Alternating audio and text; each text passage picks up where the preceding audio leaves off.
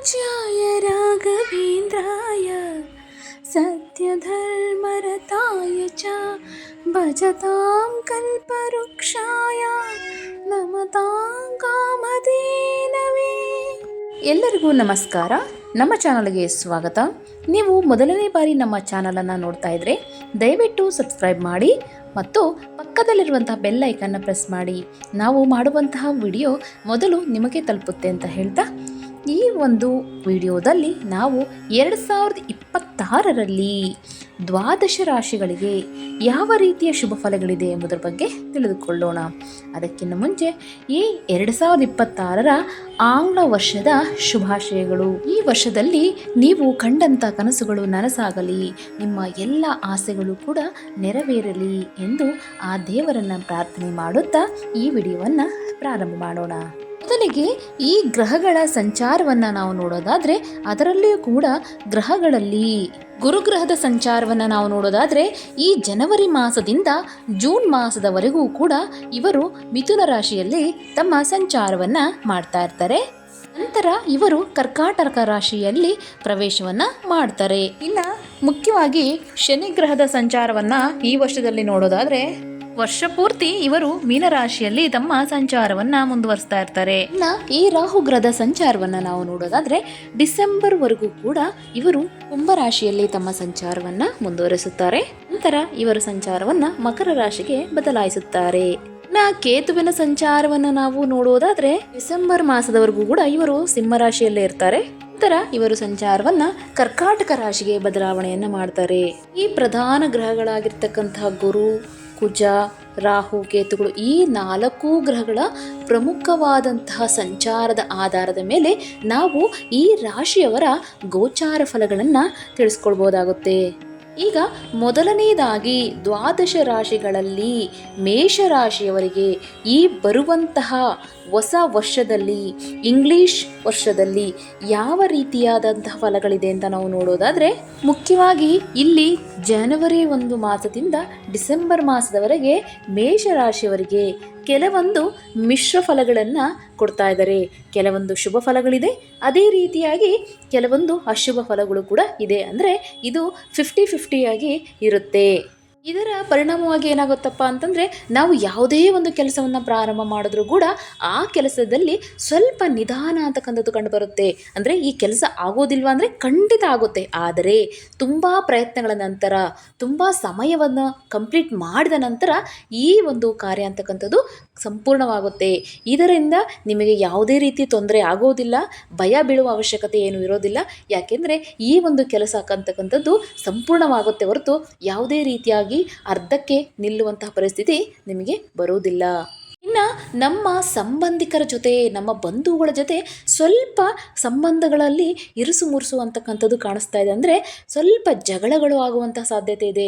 ಅದು ನಿಮ್ಮ ಕುಟುಂಬದವರಾಗಿರಬಹುದು, ನಿಮ್ಮ ಸಹೋದರ ಸಹೋದರರಾಗಿರಬಹುದು, ಅಥವಾ ನಿಮ್ಮ ಸಂಬಂಧಿಕರ ಜೊತೆ ಆಗಿರಬಹುದು. ಆದಷ್ಟು ಕೂಡ ನೀವು ಆಡುವ ಮಾತಿನ ಮೇಲೆ ತುಂಬ ಗಮನವನ್ನು ಇಡಬೇಕಾಗುತ್ತೆ. ನೀವು ಮಾಡುವಂತಹ ತಮಾಷೆಗಳು ಕೂಡ ಕೆಲವೊಂದು ಸಂದರ್ಭದಲ್ಲಿ ಅದು ಸೂಕ್ಷ್ಮವಾಗಿ, ಅದು ಸೀರಿಯಸ್ ಆಗುವಂತಹ ಸಾಧ್ಯತೆಗಳು ಜಾಸ್ತಿ ಆಗಿರುತ್ತೆ. ಅದರಲ್ಲೂ ಕೂಡ ಈ ಹಣಕಾಸಿನ ವಿಷಯಗಳನ್ನು ದಯವಿಟ್ಟು ನೀವು ಸಂಬಂಧಗಳ ಜೊತೆ ಮಾಡೋಕ್ಕೆ ಹೋಗಬೇಡಿ. ಯಾಕೆಂದರೆ ಈ ಹಣಕಾಸಿನ ಸಮಸ್ಯೆಗಳಿಂದಲೇ ನಿಮಗೆ ಸಂಬಂಧಗಳು ಹದಗೆಡುತ್ತಾ ಇರುತ್ತೆ. ಆದ್ದರಿಂದ ಹಣಕಾಸಿನ ವಿಷಯಗಳು ನಿಮ್ಮ ಸಂಬಂಧವನ್ನು ಹಾಳು ಮಾಡೋದು ಬೇಡ. ಇಲ್ಲಿ ಒಂದು ಗುಡ್ ನ್ಯೂಸ್ ಏನಪ್ಪ ಅಂತಕ್ಕಂಥ ನೋಡೋದಾದರೆ, ಈ ಒಂದು ಮೇಷರಾಶಿಯವರಿಗೆ 2026ರಲ್ಲಿ ಶುಭ ಫಲಗಳು ಕಾಣಿಸ್ತಾ ಇದೆ.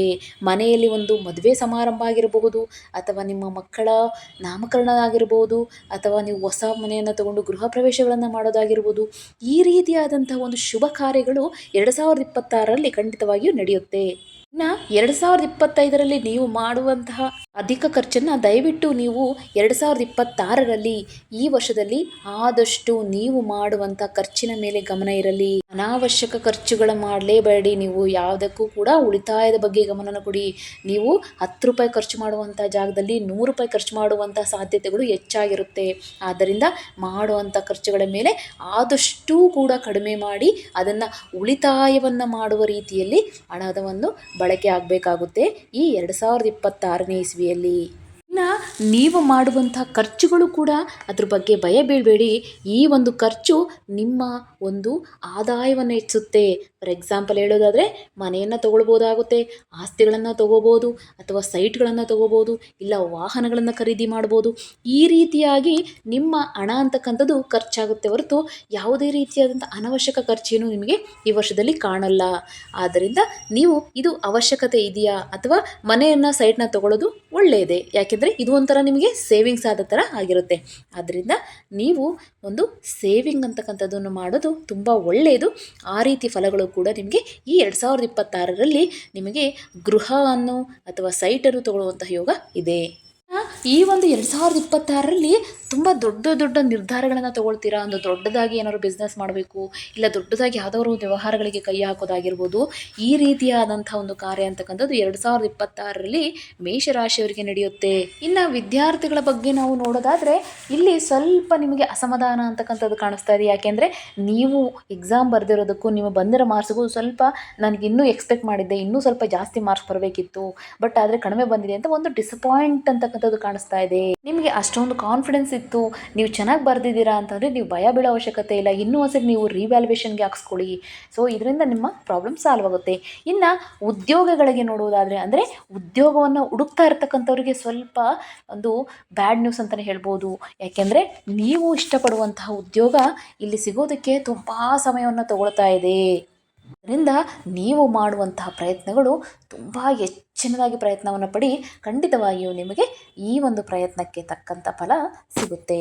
ಆದರೆ ನಿಮ್ಮ ಒಂದು ಈ ಒಂದು ಅವಧಿಯಲ್ಲಿ ಏನಾಗುತ್ತಪ್ಪ ಅಂದರೆ ತುಂಬ ಕಾಯಿಸ್ತಾ ಇರ್ತಾರೆ.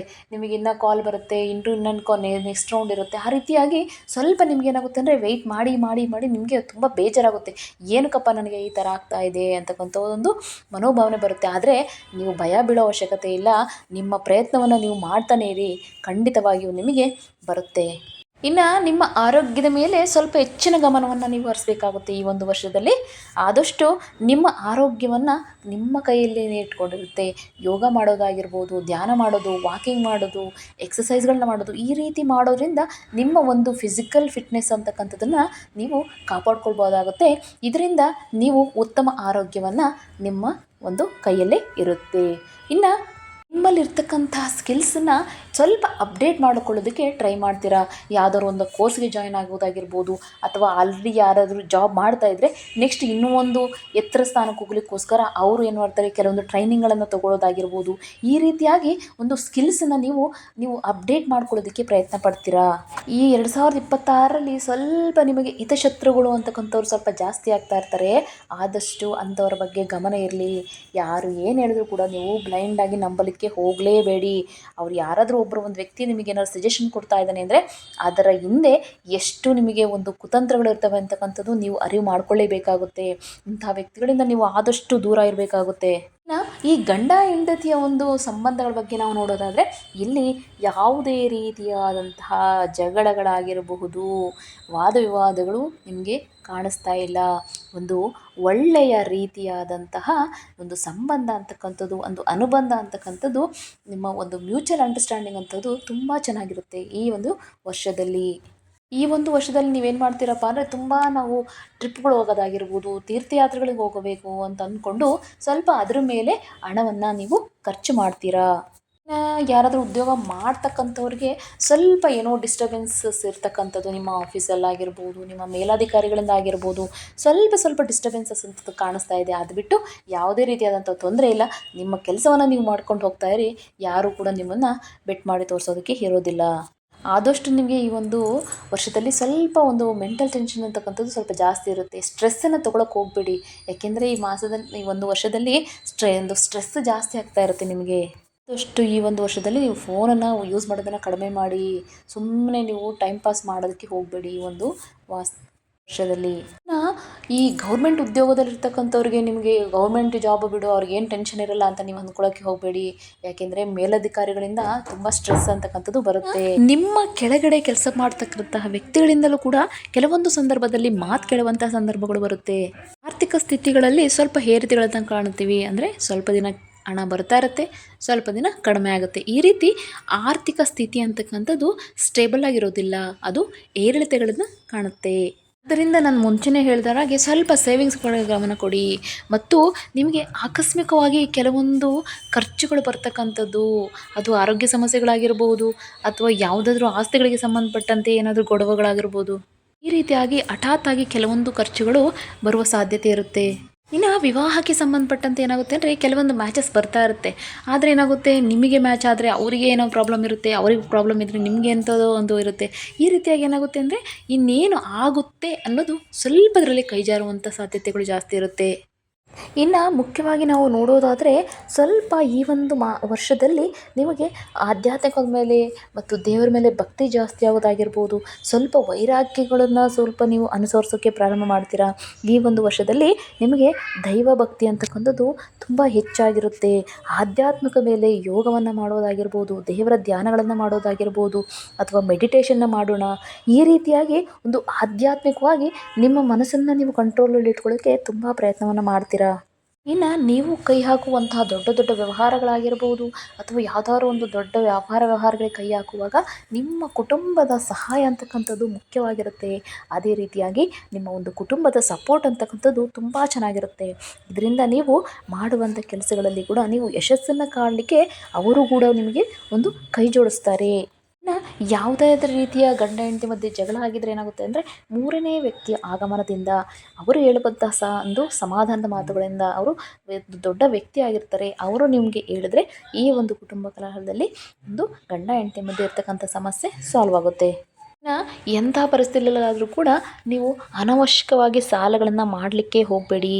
ತುಂಬ ಇನ್ನೇನು ನನಗೆ ಆಗ್ತಾ ಇಲ್ಲ ಅಂದರೆ ಅಂಥ ಪರಿಸ್ಥಿತಿಯಲ್ಲಿ ಮಾತ್ರ ನೀವು ಸಾಲವನ್ನು ತೊಗೊಳ್ಬೇಕು ಹೊರತು ಯಾವುದೇ ಒಂದು ದುಬಾರಿ ಖರ್ಚಿನ ವೇಸ್ಟ್ ಖರ್ಚುಗಳನ್ನು ಮಾಡಲಿಕ್ಕೆ ದಯವಿಟ್ಟು ಸಾಲಗಳನ್ನು ತೊಗೊಳಕ್ಕೆ ಹೋಗಬೇಡಿ. ಇದರಿಂದ ನಿಮಗೆ ನಿಮ್ಮ ಒಂದು ಭವಿಷ್ಯವೇ ಮುಳುಗುವಂತಹ ಒಂದು ಸಂಗತಿ ಆಗುತ್ತೆ. ಆದ್ದರಿಂದ ದಯವಿಟ್ಟು ನೀವು ಸಾಲಗಳನ್ನು ಮಾಡಲಿಕ್ಕೆ ಆದಷ್ಟು ಬೇಡ. ಆಹಾರದ ವಿಷಯಗಳಲ್ಲಿ ನಾವು ನೋಡೋದಾದರೆ ದಯವಿಟ್ಟು ನೀವು ಆದಷ್ಟು ಹೊರಗಡೆ ಫುಡ್ಡನ್ನು ಅವಾಯ್ಡ್ ಮಾಡಿ. ಹೊರಗಡೆ ನಿಮಗೆ ಅದು ಫ್ರೈಡ್ ಆಗಿರ್ಬೋದು, ಈ ರೀತಿಯಾಗಿ ಏನಾಗುತ್ತೆ ಅಂದರೆ ಡೈಜೆಷನ್ ಪ್ರಾಬ್ಲಮ್ಮು ನಿಮಗೆ ಜಾಸ್ತಿ ಆಗುತ್ತೆ. ಆರೋಗ್ಯದ ಮೇಲೆ ತುಂಬ ಪರಿಣಾಮಗಳನ್ನು ಬೀಳುತ್ತೆ. ಆದ್ದರಿಂದ ಆದಷ್ಟು ನೀವು ಮನೆಯ ಊಟಕ್ಕೆ ಪ್ರಿಫರೆನ್ಸ್ ಕೊಡಿ. ಹೋಟೆಲ್ ಫುಡ್ಡುಗಳು ಬೇಡ, ಜಂಕ್ ಫುಡ್ಡು, ಫ್ರೈಡ್ ಫುಡ್ಡು, ಇದರಿಂದ ನಿಮ್ಮ ಆರೋಗ್ಯ ಹಾಳಾಗುತ್ತೆ. ಇನ್ನು ವ್ಯಾಪಾರದಲ್ಲಿರ್ತಕ್ಕಂಥವ್ರಿಗೆ ಯಾವ ರೀತಿ ಫಲಗಳಿದಾವಪ್ಪ ಅಂತಂದರೆ ಮಿಶ್ರ ಫಲಗಳಿದೆ. ಅಂದರೆ ತುಂಬ ಲಾಭ ಬರೋದಾಗಿರ್ಬೋದು ಅಥವಾ ತುಂಬ ನಷ್ಟಗಳು ಬರೋದು, ಆ ಥರ ಏನಿಲ್ಲ. ಒಂದು ಬರೋದು ಹೋಗೋದು, ಈ ರೀತಿಯಾಗಿ ಮಿಶ್ರ ಫಲಗಳನ್ನು ನಾವು ನೋಡೋದಾಗುತ್ತೆ. ಮತ್ತು ಈ ದೊಡ್ಡ ದೊಡ್ಡ ವ್ಯವಹಾರಗಳಿಗೆ ಸಂಬಂಧಪಟ್ಟಂತೆ ಕೂಡ ಯಾವುದೇ ರೀತಿಯ ಲಾಭವನ್ನು ನೀವು ಎಕ್ಸ್ಪೆಕ್ಟ್ ಮಾಡೋಕ್ಕಾಗಲ್ಲ. ಅದು ಕೂಡ ಒಂದು ಮಟ್ಟದಲ್ಲಿ ನಡೀತಾ ಹೋಗುತ್ತೆ. ಇನ್ನು ಕೆಲಸ ಮಾಡೋರಿಗೆ ಏನಪ್ಪ ಆಗುತ್ತೆ ಅಂತಂದರೆ ಕೆಲಸ ಜಾಸ್ತಿ ಇರುತ್ತೆ, ಮಾಡುವಂಥ ಕಷ್ಟಕ್ಕೆ ಫಲ ಕಮ್ಮಿ ಇರುತ್ತೆ. ನಮ್ಮ ಅನ್ನದಾತರು ರೈತರಿಗೆ ಯಾವ ರೀತಿಯಪ್ಪ ಅಂತ ನಾವು ನೋಡೋದಾದರೆ ಅವ್ರಿಗೂ ಕೂಡ ಸ್ವಲ್ಪ ಈ ಒಂದು ವರ್ಷದಲ್ಲಿ ಏನಪ್ಪ ಅಂದರೆ ಮಿಶ್ರಮ ಫಲಗಳೇ. ಅಂದರೆ ಅವರು ಆಗಿರುವಂತಹ ಒಂದು ಕಷ್ಟಕ್ಕೆ ತಕ್ಕ ಪ್ರತಿಫಲವನ್ನು ಬಿಟ್ಟರೆ ಹೆಚ್ಚಿನ ಲಾಭವನ್ನು ಅವರು ಎಕ್ಸ್ಪೆಕ್ಟ್ ಮಾಡೋದಕ್ಕೆ ಆಗೋದಿಲ್ಲ. ಇನ್ನು ಕಲಾವಿದರಿಗೆ ಸಂಬಂಧಪಟ್ಟಂತೆ ಅಂದರೆ ಸೀರಿಯಲ್ಲು, ಟಿ ವಿ ಅಥವಾ ಈ ಧಾರಾವಾಹಿಗಳಲ್ಲಿ, ಚಲನಚಿತ್ರದಲ್ಲಿ ನಡೆಸ್ತಕ್ಕಂಥ ಕಲಾವಿದರಿಗೆ ಒಂದು ಒಳ್ಳೆಯ ಒಂದು ಟೈಮ್ ಅಂತ ನಾವು ಹೇಳ್ಬೋದು. ಅವರಿಗೆ ಒಳ್ಳೆಯ ಅವಕಾಶಗಳು ಬರುವಂಥದ್ದಾಗಿರ್ಬೋದು ಅಥವಾ ಆ ಅವಕಾಶಗಳಿಂದ ಅವರಿಗೆ ಒಳ್ಳೆಯ ಧನಲಾಭ ಆಗಿರ್ಬೋದು, ಹೊಸ ಹೊಸ ಪ್ರಾಜೆಕ್ಟ್ಗಳನ್ನು ಇಡುವುದಾಗಿರ್ಬೋದು. ಈ ರೀತಿಯಾಗಿ ಒಳ್ಳೆಯ ಶುಭ ಫಲಗಳನ್ನೇ ಕಲಾವಿದರು ಕಾಣ್ತಾ ಇದ್ದಾರೆ ಈ ಒಂದು ವರ್ಷದಲ್ಲಿ. ರಾಜಕೀಯದಲ್ಲಿ ಕೆಲಸ ಮಾಡ್ತಕ್ಕಂಥ ನಾಯಕರಿಗೆ ಸ್ವಲ್ಪ ನಿಮ್ಮ ಪದವಿಗಳ ಮೇಲೆ ಗಮನ ಇರಲಿ. ನಿಮ್ಮ ಪದವಿಯನ್ನು ನೀವು ಕಳೆದುಕೊಳ್ಳುವಂತಹ ಸಾಧ್ಯತೆಗಳು ಜಾಸ್ತಿ ಇದೆ. ಆದ್ದರಿಂದ ನಿಮ್ಮ ಕುರ್ಚಿಗಳ ಮೇಲೆ ನೀವು ಗಮನ ಇಟ್ಕೊಳ್ಳಿ. ಇನ್ನು ವಿದೇಶದಲ್ಲಿ ಮಾಡ್ತಕ್ಕಂಥ ವ್ಯಕ್ತಿಗಳಿಗೂ ಸ್ವಲ್ಪ ಅನುಕೂಲತೆ ಅಂತಕ್ಕಂಥದ್ದು ಕಾಣಿಸ್ತಾ ಇಲ್ಲ. ಸ್ವಲ್ಪ ನೀವು ಹುಷಾರಾಗಿರಬೇಕಾಗುತ್ತೆ.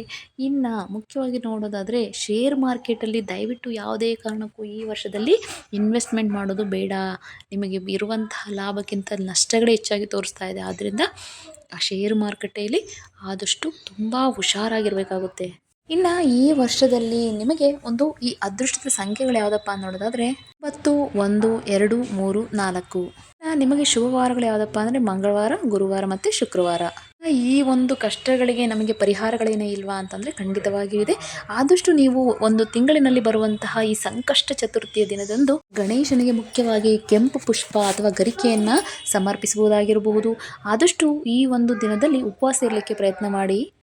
ಶುಕ್ರವಾರದಿಂದ ಒಂದು ಅಮ್ಮನವರ ಆರಾಧನೆ ಮಾಡ್ಬೋದಾಗಿರ್ಬೋದು, ಇಲ್ಲ ಶನಿವಾರ ದಿನ ಆಂಜನೇಯ ಸ್ವಾಮಿ ದೇವಸ್ಥಾನಕ್ಕೆ ಭೇಟಿ ನೀಡಿ ಅಲ್ಲಿ ವೀಳ್ಯದೆಲೆಯ ಹಾರವನ್ನು ಸಮರ್ಪಿಸುವುದರಿಂದ ನಿಮಗೆ ಶನಿಯಿಂದ ಬರುವಂತಹ ಕೆಲವೊಂದು ವಿಪರೀತವಾಗಿರತಕ್ಕಂಥ ಪ್ರತಿಕೂಲ ಒಂದು ಫಲಗಳನ್ನು ನೀವು ಕಡಿಮೆ ಮಾಡ್ಕೋಬೋದು.